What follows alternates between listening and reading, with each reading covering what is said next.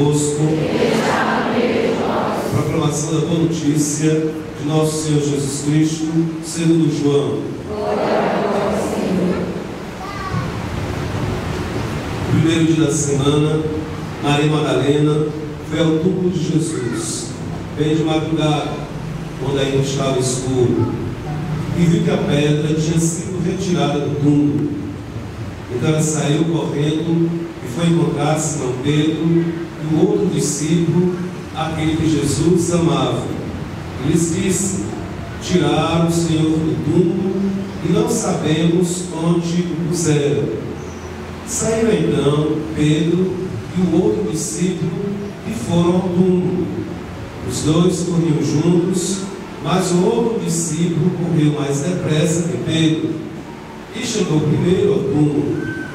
Olhando para dentro, viu as faixas de linho no chão, mas não entrou. Chegou também Simão Pedro, que vinha correndo atrás, e entrou no túmulo. Viu as faixas de linho deitadas no chão e o pano que tinha estado sobre a cabeça de Jesus, não posto com as faixas, mas enrolado no lugar à parte. Então entrou também o outro discípulo, que tinha chegado primeiro ao túmulo. Ele viu e acreditou. De fato, eles ainda não tinham compreendido a Escritura, segundo a qual ele devia ressuscitar dos mortos. Palavra da salvação.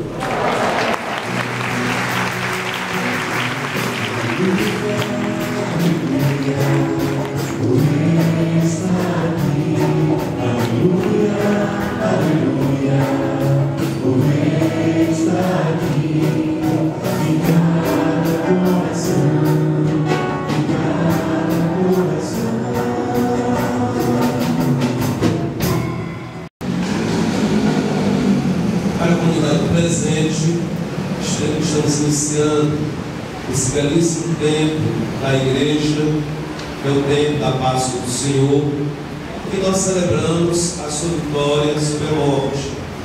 O Senhor se encontra vivo e ressuscitado entre nós, no meio do seu povo, no seio da igreja. E nós estamos então diante do Evangelho de São João, que nos dá um testemunho que parece algo simples. O túmulo onde o Senhor tinha sido colocado estava vazio. O corpo do Senhor não estava mais lá. Esse fato é anunciado como o primeiro testemunho que de fato o Senhor ressuscitou. O Senhor de fato voltou a viver e deixou aquele local, como tantas vezes ele tinha ensinado e anunciado que ele haveria de ressuscitar. Esse ensinamento do Mestre, que ele haveria de ressuscitar, era muito conhecido, não só dos discípulos, mas também do povo que tinha escutado os seus ensinamentos, a tal ponto que esta informação chegou ao Sinédrio. E o Sinédrio, preocupado, após a morte do Senhor, que os discípulos roubassem o corpo do Mestre e começassem a inventar por aí uma história que ele tinha ressuscitado, colocaram 2 guardas, 2 soldados para vigiar o túmulo, exatamente com esse receio.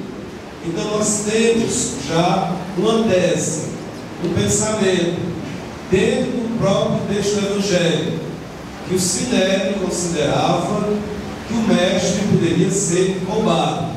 E para evitar isso, guardas para proteger o túmulo. Olha, o texto hoje aqui de São João não nos diz, mas em outro momento anuncia que os soldados, como que adormeceram, não guardaram de fato aquele túmulo que deveriam guardar. Mas aqui o texto nos diz que a pedra rolada e o Senhor tinha saído, os soldados não estavam mais lá, e que Maria Madalena foi anunciar para os discípulos que o túmulo estava vazio. Eles foram rapidamente, apressadamente ver o que poderia ter acontecido. E de fato se depararam com aquela situação que o túmulo estava vazio. Então, o testemunho que nós temos da comunidade primitiva, em primeiro lugar, é claro, que não foram os discípulos que roubaram o corpo do Mestre. Foi o Senhor que ressuscitou e começou a ir para outros lugares. E que esse túmulo vazio já era o primeiro sinal de que, de fato, ele tinha ressuscitado. E nós vemos aqui o túmulo vazio. Pode parecer uma coisa assim à toa, porque talvez se fosse exigir, logo que o Mestre estivesse ressuscitado, estivesse ali esperando por eles, para conversar com eles, como em outro momento, existe um diálogo ali no Jardim da Ressurreição, do Mestre com Maria Madalena. Então, poderia se pensar, não, mas isso não é preciso, isso não é suficiente para se acreditar que o Senhor ressuscitou. É apenas uma coisa à toa. Precisamos de algo mais.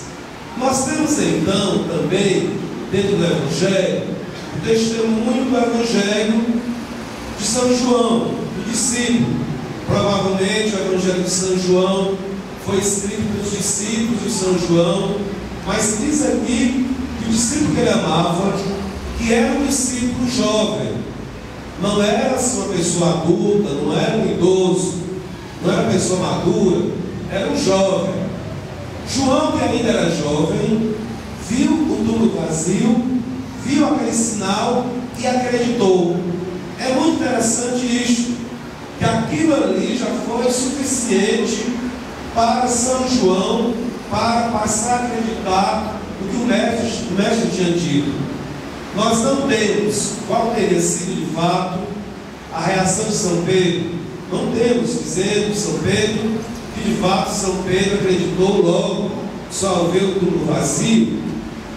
Talvez São Pedro possa ter começado a um questionamento, a pensar, mas será possível mesmo que ele teria ressuscitado? Nós não temos qual foi então a compreensão de São Pedro sobre o fato, mas nós temos o discípulo mais novo, o mais jovem, ele viu e acreditou que de fato o Senhor tinha ressuscitado.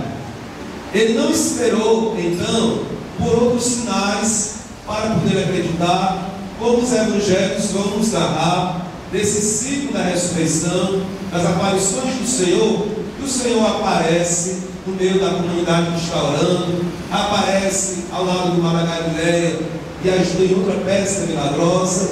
Não, ele simplesmente viu aquele fato e acreditou.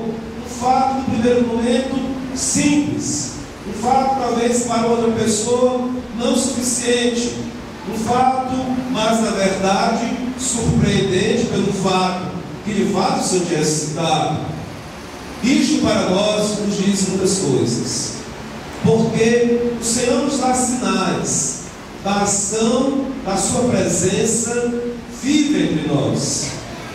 Mas às vezes os sinais que Deus nos dá, tão acertados, mas também tão simples e tão concretos, muitas vezes nós não temos a percepção daquele jovem que viu simplesmente um túmulo vazio e acreditou.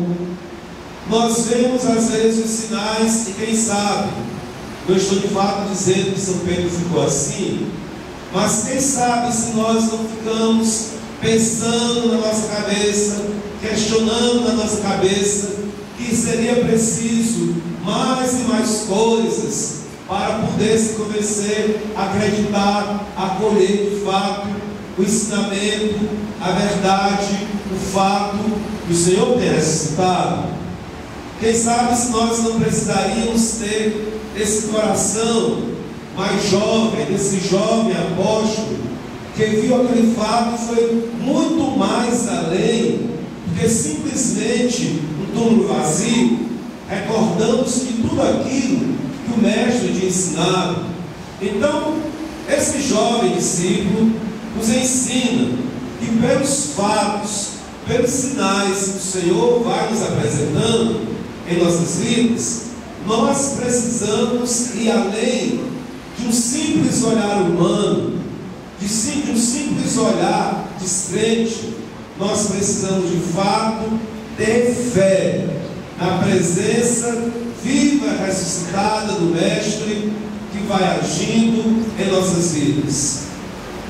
Eu poderia narrar aqui para vocês diversos sinais que eu já vi, que poderiam ser sinais assim: não, isso é uma coisa à toa, isso não me diz nada, é simplesmente uma coincidência. Mas para mim foi algo que de fato manifestou a graça de Deus naquele momento. Eu me lembro que pelos anos de 2011 nós estávamos celebrando missa aqui na igreja às 5 horas da manhã. Sempre vi um grupo para rezar conosco essa missa 5 horas da manhã. Algumas vezes eu celebrava essa missa 6 horas da manhã. E tinha um jovem que sempre só via a missa 5 horas da manhã. Quando a missa era 6 horas, ele não vinha. E um dia eu perguntei à sua mãe, que estava na missa de 6 horas, por que o seu filho, sempre quando era 6 horas da manhã, ele não vinha? Ele disse: padre, é porque ele está fazendo uma penitência pelo trabalho dele. Ele está querendo alcançar a graça de comprar uma Kombi, mas ele não tem dinheiro suficiente para comprar essa Kombi. Então ele está sempre vindo aqui, porque a pessoa que disse que vendia a Kombi para ele, só se ele desse tanto de entrada. Então eu me admirei, eu não sabia que era uma penitência por algo tão concreto. Era um pai de família, ia se tornar pai, e uma coisa assim tão concreta. Quando foi na outra missa, que nós celebramos 5 horas da manhã, que foi exatamente uma sexta-feira, nós rezamos na intenção dele, para que ele conseguisse alcançar essa graça de poder comprar aquela Kombi para o trabalho dele. Pois não foi que no outro dia, no sábado de manhã, ele já não estava com a Kombi aqui de lado, para que eu abençoasse a Kombi, porque ele disse que naquele mesmo dia o vendedor abaixou o valor da entrada, ele pôde dar a entrada da Kombi e comprou a Kombi. Bem, nós poderíamos dizer assim: não foi uma coincidência, foi apenas um fato perdido, mas eu vi naquele fato uma graça de Deus, porque como é que pode? Tantas vezes aquele número 5 horas da manhã, só quando a gente soube, foi que ele alcançou a graça depois da oração. Também soube há poucos dias que uma senhora, comentei já aqui na igreja uma vez, que uma senhora estava com uma criança doente, uma filha doente, e os médicos disseram que ela precisava comprar um remédio de 15 mil reais. Ela precisava procurar esse remédio nos hospitais, porque era um remédio muito caro. Ela disse que tinha procurado esses remédios em todos os hospitais aqui da cidade e não conseguiu o remédio para sua criança. Ela teve a inspiração de vir adorar o Santíssimo Sacramento aqui na igreja, pois na hora que ela se colocou diante do Santíssimo Sacramento, o celular dela toca, ela vai para fora, e uma médica no hospital por onde ela passou disse que tinha conseguido o remédio que era para a sua filha. Então, pode ser que a gente veja apenas uma coincidência, mas eu vejo de fato uma graça de Deus, porque quando ela se colocou de fato diante do Santíssimo Sacramento, ela alcançou a graça de algo que ela desejava e necessitava tanto para a saúde da sua criança. Então, existem diversos fatos simples, mas muito concretos, que acontecem na nossa vida, que talvez a gente não olhe com esse olhar de São João, que nós precisamos ter o olhar da fé para perceber a ação de Deus em nossas vidas.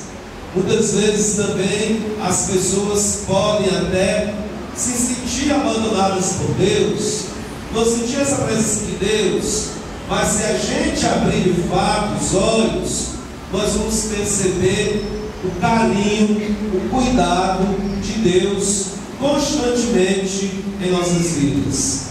Então, ao início da Páscoa, que nós estamos celebrando, um tempo que nós nos voltamos para essa presença viva, real, misteriosa do Senhor entre nós. Que todos nós também, olhando para esse olhar de fé, possamos também ser como São Pedro, que disse aqui nos Atos dos Apóstolos, que eles eram, e ele era, uma testemunha de fato que o Senhor tinha ressuscitado.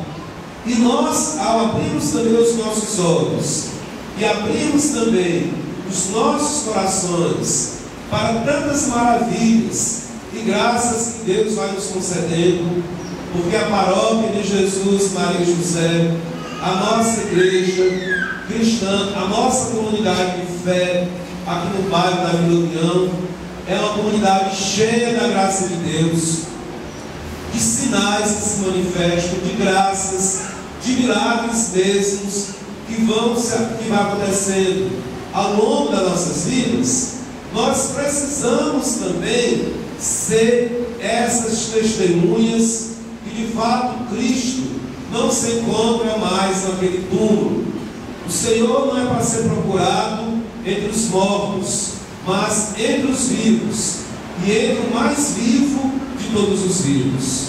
Essa é a nossa grande esperança e fé, e podemos também dizer e amor, porque o nosso amor para com Cristo que vive entre nós, que não é uma ideia, que não é simplesmente um pensamento positivo, mas a presença do Senhor que nos acompanha, e esse amor que nós temos para com Ele, sermos testemunhas desse ressuscitado, é algo importantíssimo dentro da nossa vida hoje, porque as pessoas também precisam ver em nós testemunhos do Evangelho. Muitas vezes as pessoas também não se aproximam da igreja, não se aproximam da comunidade de fé, porque nós católicos, nós cristãos, não damos de fato um testemunho autêntico, um testemunho coerente dessa presença viva, ressuscitada do Senhor entre nós. Se de fato o Senhor está no meio de nós, se de fato o Senhor está vivo no meio de nós, todos aqueles mesmos sinais que os apóstolos testemunharam, viram e perceberam, também estão e haverão de se manifestar entre nós, no meio da igreja, no mundo de hoje. Que não anunciemos um Deus morto, mas que anunciemos a alegria de Deus que vence toda morte, toda tristeza, porque o seu Filho ressuscitou. Louvado seja nosso Senhor Jesus Cristo. Amém.